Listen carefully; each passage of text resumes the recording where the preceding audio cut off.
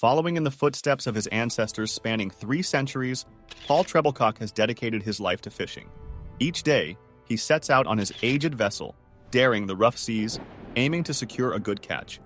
However, recent times have brought unwelcome challenges. The sea is no longer calm. It's turned into a chaotic battleground.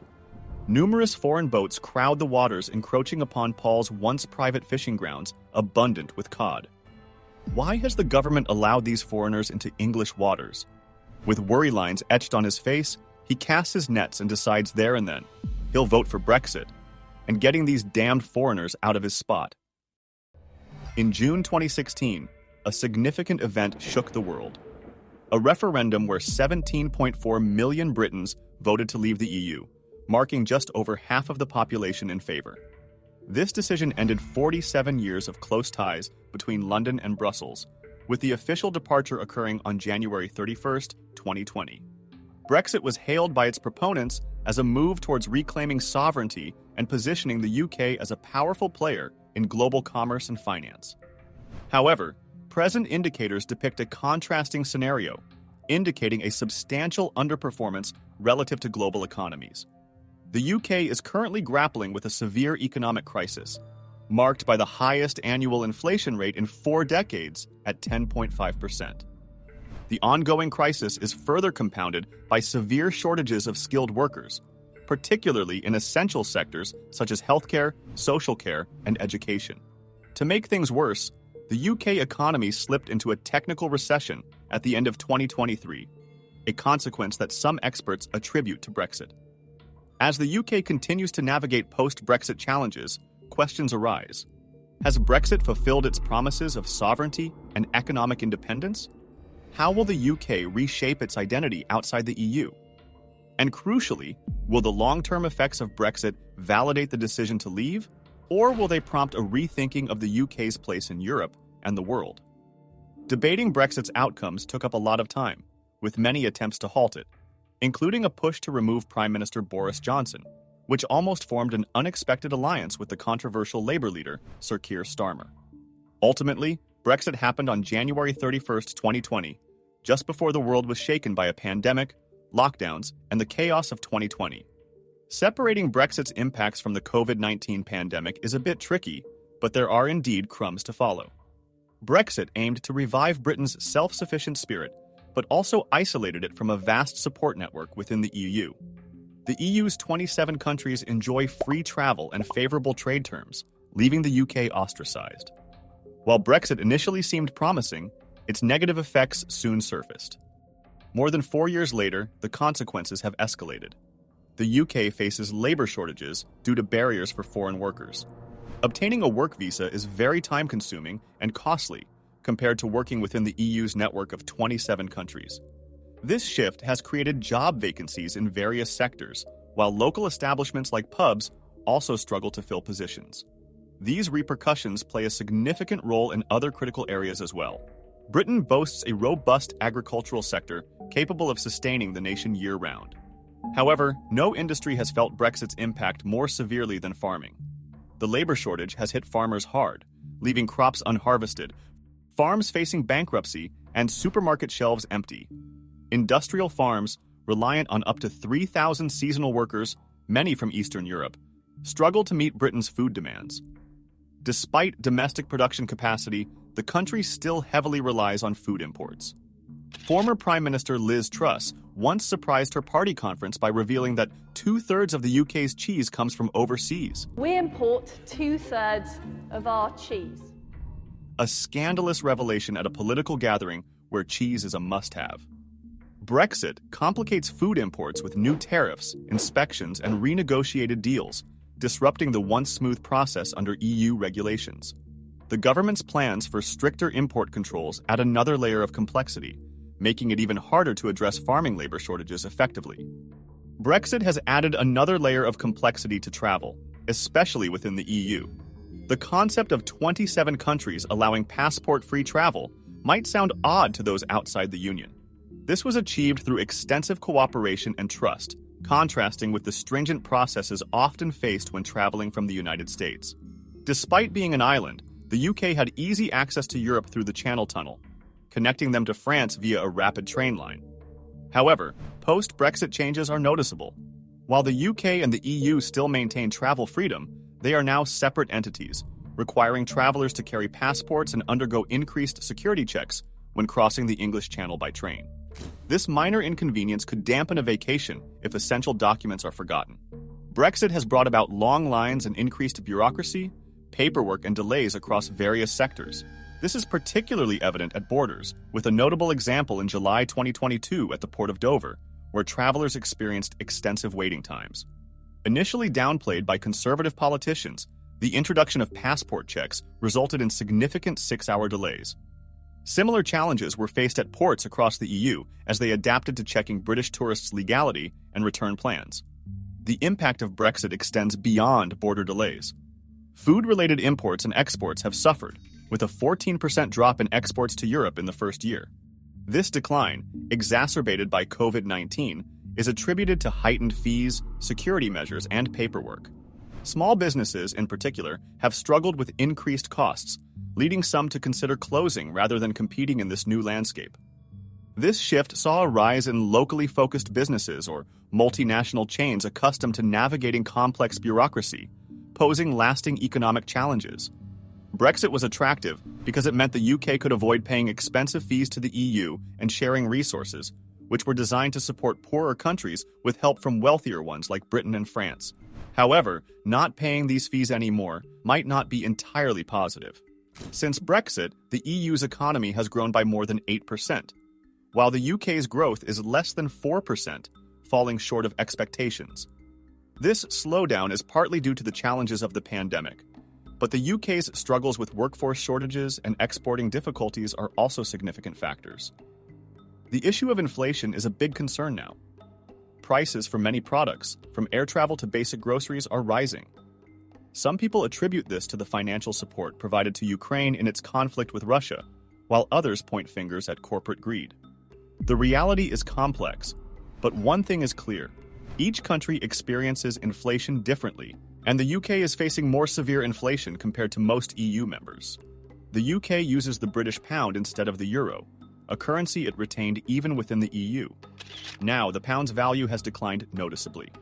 Although inflation in the Eurozone is showing signs of improvement, the UK isn't benefiting, especially with ongoing supply chain disruptions and labor issues. These challenges are undermining investor confidence in the country's prospects. Brexit's impact extends beyond the economy. It's also affecting Britain's cultural vibrancy. The United Kingdom has long been a top destination for tourists, ranking 10th in terms of visitor numbers and 5th in tourism revenue. It's a convenient choice for Americans due to the shared language, and it boasts a wealth of attractions, from iconic landmarks like Big Ben and Windsor Castle to modern marvels like Alton Towers theme park, not to mention historical gems like Stonehenge. However, will this influx of tourists continue? American visitors are likely to persist, largely unaffected by Brexit, although higher flight costs might sway some towards Canada as an alternative. On the other hand, EU tourists may hesitate. The added requirements and complexities might lead them to opt for destinations like Rome's Colosseum or Paris's Eiffel Tower instead of navigating through British travel hurdles. In the early days of the Brexit campaign, fishermen were vocal about their frustrations. EU fishing regulations, which granted other nations access to lucrative British fishing grounds and imposed European sustainability rules and quotas on seaworkers, were a primary concern. They hoped Brexit would reclaim control of these waters, revitalizing their industry and potentially lowering prices for beloved dishes like fish and chips, a British classic. However, Brexit hasn't been favorable for fish and chips enthusiasts. Brexit didn't solve the British fishermen's concerns as they hoped. In fact, Brexit has worsened their plight. Seafood exports to the EU have plummeted due to higher shipping costs, causing many fishing businesses to incur losses on international shipments. Consequently, most catches are now used domestically, resulting in reduced demand and prompting fishing companies to downsize or explore more stable and profitable ventures. But that's not all. Brexit has significantly impacted the UK's educational sector, particularly its universities. The decline in foreign student numbers and reduced opportunities for British students to study abroad are direct consequences of border issues. However, the more concerning issue lies beneath the surface.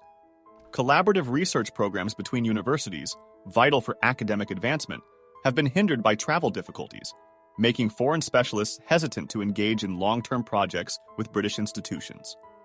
This could lead to project cancellations or delays, a brain drain from British universities, and diminished growth opportunities for future students. A larger problem emerges from Brexit. The United Kingdom's unity is in question. The UK comprises 4 distinct regions: England, Scotland, Wales, and Northern Ireland, each with its unique culture, language, traditions, and strong local pride. Independence movements exist in all regions, with Scotland's recent narrow rejection of independence before Brexit and ongoing Welsh independence aspirations. Northern Ireland, while historically different from the rest of Ireland, is witnessing increased consideration for a united Ireland as historical tensions ease. Despite past refusals to entertain independence movements post the Scottish referendum, Brexit has sparked a paradigm shift.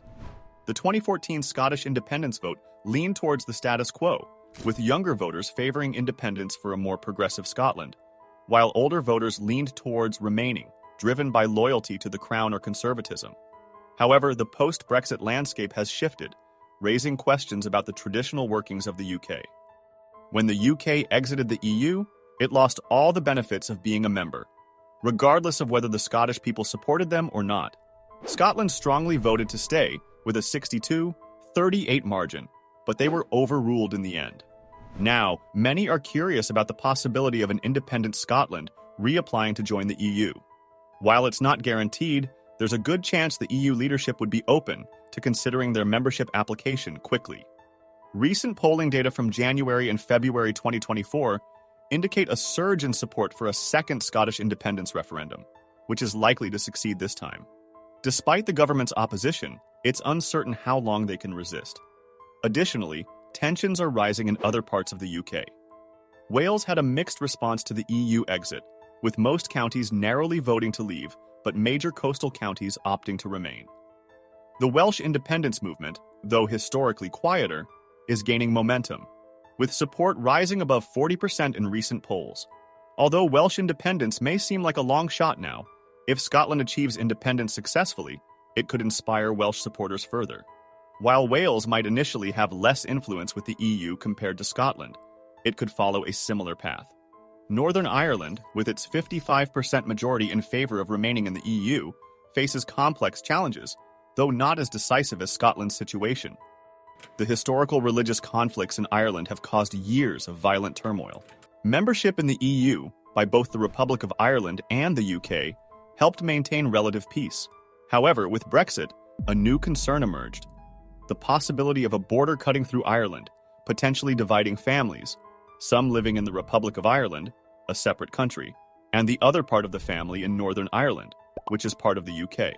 Although not heavily guarded like in other places, this idea caused enough alarm to prompt negotiations for an open border between the Republic of Ireland and the UK.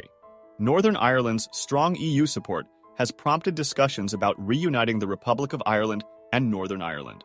A recent poll showed a slim majority in favor of reunification within 20 years. While these scenarios are not guaranteed, they are possible, and their consequences would be significant, especially for England. The image of the Brexit vote results reveals England standing largely alone in its firm support for leaving. This implies that a significant portion of the UK's territory strongly opposed England's decision and is contemplating secession. Should independence movements gain momentum, England faces the prospect of losing half of its land, numerous resources, and a considerable portion of its global standing. All 3 nations are likely to pursue EU membership, leaving England without access to Ireland, Wales, and Scotland. Consequently, this will require England to enter into negotiations to secure trade agreements for commodities that were previously under its purview. This scenario would be a substantial blow to a nation with a historic global influence, unable to retain its constituent countries. This situation begs the question: is there a path to reconciliation? Many Britons are feeling regretful about Brexit, to put it mildly. They ended up losing more than they expected, and the promised benefits didn't really show up. Even though some wanted to stop it, the ruling Tories were determined to continue, and the Labour leader at the time was uncertain about Brexit and also not a fan of NATO. Once momentum started, there was no turning back. It seemed like Brexit was going to stick around, whether it brought good or bad outcomes. During the Brexit campaign, supporters of leaving the EU argued that it would trigger a domino effect, expecting other countries to follow suit. However, over 4 years later, this hasn't materialized. In fact, quite the opposite has happened. Many countries are still interested in joining the EU. Recent data from the European Social Survey asked respondents about their stance on a hypothetical EU membership referendum. Between 2016 to 17 and 2020 to 2022, support for leaving the EU decreased in every member state, with Finland showing the most significant drop. While countries like the Czech Republic, Italy, and Sweden initially had higher support for leaving, even they have seen a decline since Brexit. Additionally, recent Eurobarometer polling shows that a majority of Europeans are optimistic about the EU's future. So, why hasn't there been a Brexit domino effect? Two main reasons stand out. First, the UK has faced challenges post-Brexit, including political turmoil and economic issues, which have been widely reported across Europe. Secondly, the EU has effectively managed various crises, such as COVID-19 and geopolitical tensions. For instance, at the start of the pandemic, the EU faced strain as Italy struggled with COVID-19's impact. There were disagreements within the EU over debt sharing, causing tension. However, the EU ultimately agreed on a substantial recovery fund, boosting confidence among smaller member states. This response, along with ongoing crisis management, has contributed to the EU's resilience and member states' trust in the bloc's capabilities. Another major crisis is Putin's war in Ukraine. The EU was founded partly to move away from the chaos of the early 20th century and ensure peace in Europe. Before Putin's invasion, the idea of a war between European states seemed unlikely. However, this changed dramatically, and the EU responded actively to the conflict. They coordinated sanctions and weapon deliveries at the EU level, showing strong unity throughout the crisis. Recent Eurobarometer polling reveals that 74% of Europeans approve of the EU's support for Ukraine, and 81% see the EU as crucial for their national security. This is a significant shift from a few years ago when the EU was seen as slow and politically divided. With the United States under shifting policies, the EU finds itself at a pivotal moment in its quest for unity and security. In recent years, America's priorities have diverged from Europe's. Trump's America First policy made Europeans realize they couldn't rely as much on the US for support, both militarily and politically. While Biden's presidency has brought some reassurance, there are still disagreements. For instance, the EU isn't as confrontational with China as the US, and there are concerns about Biden's economic policies favoring American companies over European ones. This shift has led European states, especially smaller ones, to recognize the importance of unity through the EU. In an era of growing geopolitical competition, the EU provides the necessary clout to protect European interests. While the EU faces challenges, such as internal threats, European cohesion appears stronger in 2024 compared to before the Brexit vote. Overall, Europeans are more positive about the EU, seeing it as crucial for maintaining unity and protecting their interests in a changing global landscape. Has Brexit been the perfect catalyst for a stronger EU? What are your thoughts? Let us know in the comments. And if you found this video interesting, don't forget to like and subscribe to stay updated with our latest content.